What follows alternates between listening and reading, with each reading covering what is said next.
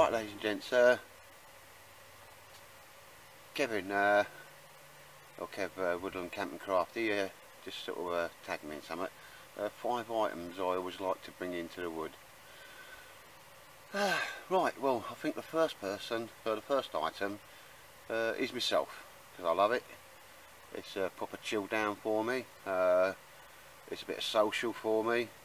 A little bit of a challenge at times, not too much, I must admit. I've never been under any undue circumstances. Certainly nothing Bear Grylls when I start distilling my own wee-wee, because even I know how to distill it before you drink it.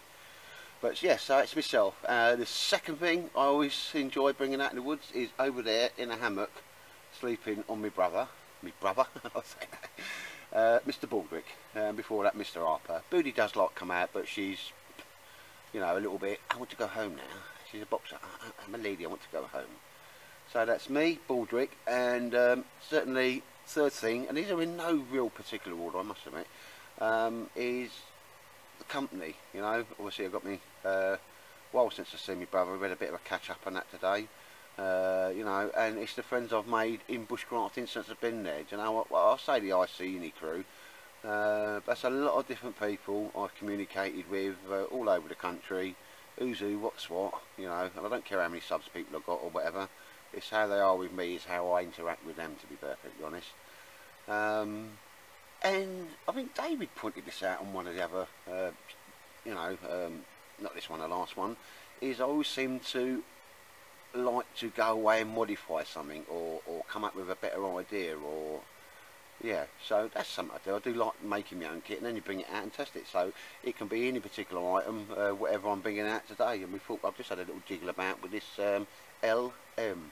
That's Lima Mike Shelter, and I don't want to keep saying it, but the Lima Mike stands for lateral movement. That make Marty Cuff laugh. Excuse me. No, and well, sort of kit-wise, because I think it was sort of kit that he was asking about. One thing that I think's very underrated, I think you've always got with me. It's no point, you know, I've got some nice Jack Law knives, I've got some Wessex Blades knives, you know, Mike Palmer, all that type of stuff, and going, ooh, look at this. But something, I can't remember the last time I didn't bring it out, because it's something you can stuff anywhere. It's nice and warm. You don't mind if you get a little hole in it. Doesn't cost a lot, which is a British Army softy jacket. I've got the trousers that zip up, so you know when your trousers are wet, you can just put them over, and it will help. You know, your body heat will dry your trousers off, because a lot of time your body heat's all you've got out here is to dry your clothes off, and you need to do that as soon as you can, so you don't start really, you know, deeply losing body heat.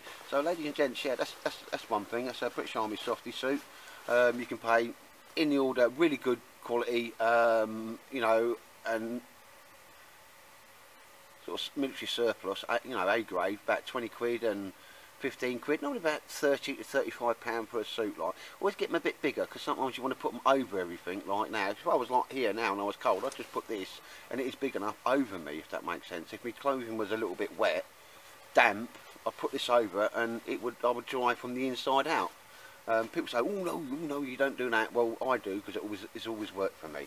Obviously, little shout out to Alan King's TLC, because he had this, I think it was at Edale or something, and it's just the hood to a buffalo jacket. And I went, oh no, and he went, no, you can have that if you're going to use it, sew it up or something. And Alan, as you see, I did there, mate, because it's always nice having a hood on a jacket.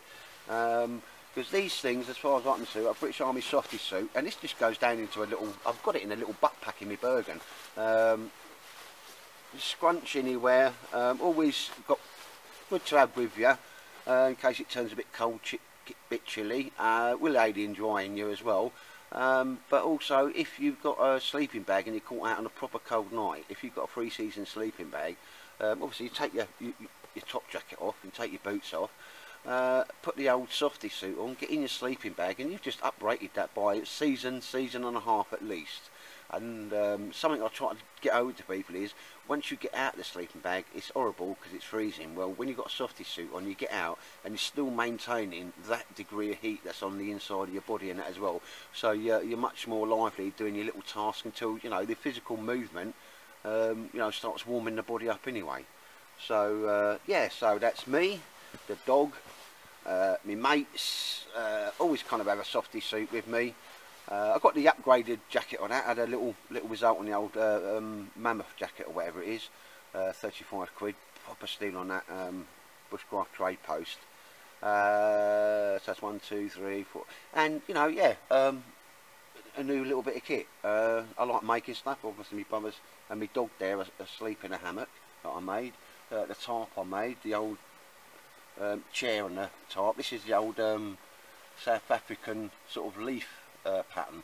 Very, very rare. Managed to just get enough to make a 3x3 and a seat out of it.